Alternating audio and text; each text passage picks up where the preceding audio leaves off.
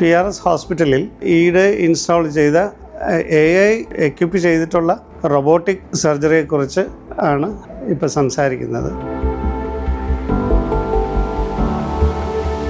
രോഗികളെ സംബന്ധിച്ചിടത്തോളം ഇത് പ്രയോജനപ്പെടുന്നത് ഏത് രീതിയിലാണെന്ന് വെച്ചാൽ നമുക്ക് വളരെ നല്ല രീതിയിൽ രക്തക്കുഴലുകൾക്കും നാഡീഞരമ്പുകൾക്കും കേടുപാട് കൂടാതെ സങ്കീർണമായിട്ടുള്ള ശസ്ത്രക്രിയകൾ ചെയ്യാൻ പറ്റുന്നുള്ളതാണ്.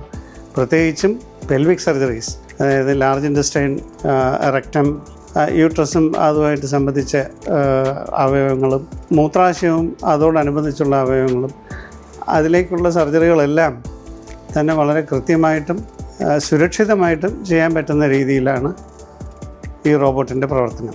ജനറൽ സർജനെ സംബന്ധിച്ചും ഇതിൽ ഹെർണിയ സർജറി, പിത്താശയത്തിലെ കല്ലുകൾ നീക്കം ചെയ്യുന്ന സർജറി, ആമാശയത്തിലെ സർജറീസ്, പിന്നെ ഈസോഫാഗസ് അന്നനാളത്തിലെ സർജറീസ്, ഇതെല്ലാം വളരെ കൃത്യതയോടുകൂടിയും ചെയ്യുന്നതിന് സർജനെ സഹായിക്കുന്നതാണ് ഈ റോബോട്ടിക് സിസ്റ്റം.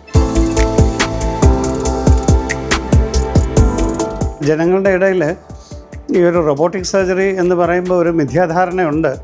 അതെന്താണെന്ന് വെച്ചാൽ റോബോട്ടാണ് സർജറി ചെയ്യുന്നത് എന്നാണ് അവരുടെ ഒരു നിഗമനം.